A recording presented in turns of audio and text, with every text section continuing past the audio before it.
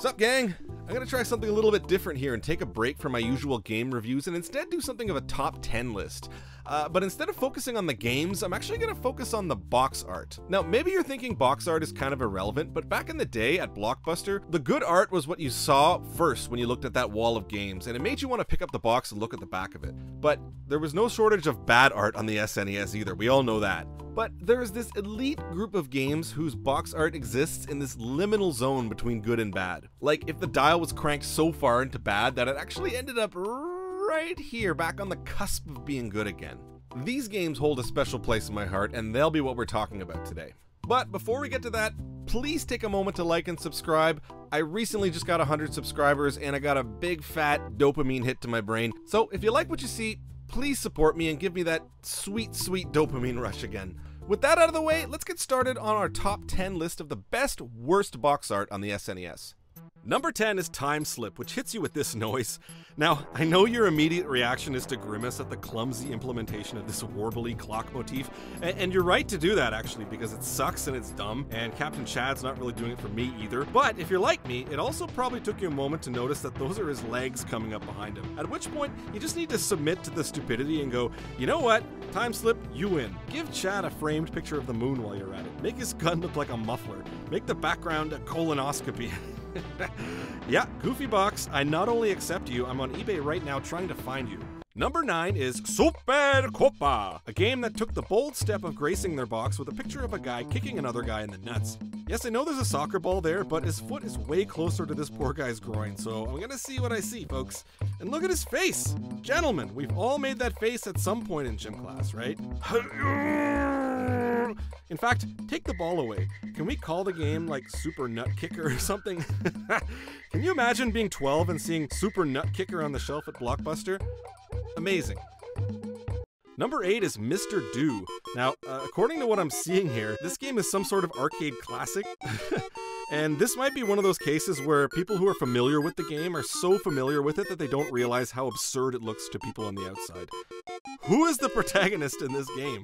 I sure hope it's not the clown, because God in heaven, he looks like John Wayne Gacy. Actually, you know what? Make the clown the one doing the chasing. Call it Mr. Don't.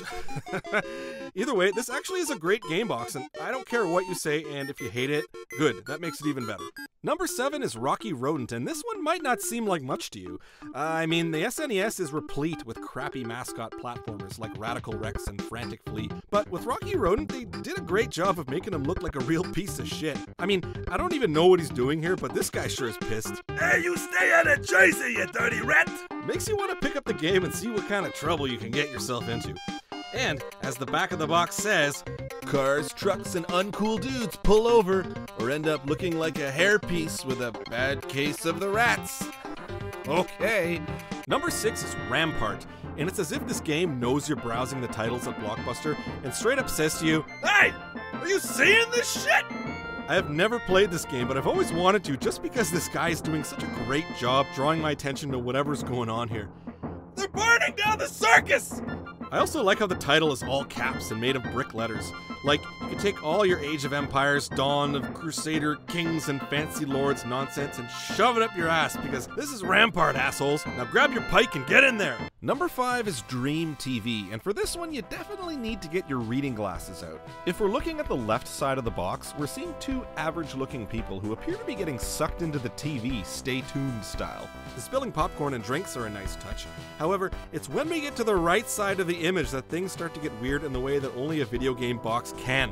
What the hell were they watching on TV? Skeleton dodgeball in the bell tower? Maybe it makes sense in the context of the game. Maybe the artist was given some vague screenshots with abstract sprites and just kind of went, okay, and approximated what was going on and we got this. Either way, it's chaos and I love it. I hope the game doesn't suck. Okay, I just looked it up and it sucks. Moving on. Number 4 is PacMan II, The New Adventures. And with this box, there certainly is enough to unpack. Man. Personally, I like it, simply because of how much it sets you up to be severely let down by the game itself. I'll explain. For one, we're looking at PacMan II, aka the sequel to the legendary 1980 arcade hit Pac-Man, which is the video game equivalent of making something like Gone with the Wind 2. And this is what they chose to go with for a sequel that was 14 years in the making, a screaming Pac-Man on a hang glider that I could have drawn in grade 4. If they put this little regard into the box art, imagine how little they put into the game. And I don't know if you caught this, but this is apparently an interactive cartoon? And with 30 years of hindsight, I think we can all surmise that, no, it friggin' isn't. What a gloriously bad box. Can't wait for Pac-Man 3. Number 3 is Power Moves, and I gotta say, sticking this atrocity on the cover sure is a power move, and you'd be forgiven for mixing it up with Power Instinct, which just narrowly avoided being on this list itself. But it is absolutely hilarious that this image was deemed good enough to be the face of the game. I mean, I'm sure it had to be reviewed before getting that Nintendo seal of approval, and that must have been the most reluctant endorsement because it looks like Napoleon Dynamite drew this thing. Is that really how much sweat the human body produces after getting hit? Is that a headband or his wrinkly-ass forehead? Look at this guy's face! And, by the way, this dinky punch better not be an eponymous power move, and if it is, then hard pass. Number 2 is Street Hockey 95, and boy, this one is a doozy. Who the hell is this guy? He's so important, evidently, that we have to get him on here twice. First in close-up with his Halloween teeth on full display, and then over here doing a rollerbladed jump kick. If you even want to call this a jump kick, I mean, technically he is jumping and kicking at the same time. And boy, did they ever get ahead of themselves by including the year in the title. Can you imagine if this became an annual franchise? This is the inaugural box art they would subsequently have to try and top year after year. I don't know, guys. It doesn't get any weirder than Ross Gretzky over here. Or does it? Number 1, and you saw this coming, is Phalanx. And what the fuck is this? Just so you know, this game is a space shooter that has you blasting aliens in the year 2279. So how the hell did old Levon Kressbeckler get on the cover? Well, word has it they just wanted their average game to stand out, and boy, I think we can all agree that they nailed that one. I mean, I remember it because it's got an old man playing a banjo on the cover. Hey, do you remember a similar game called Imperium?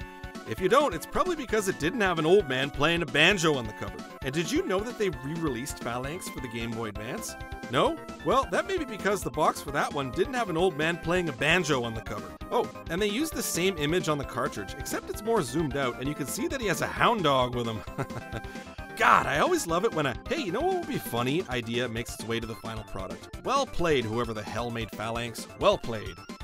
And that's it. That's my objective and authoritative list.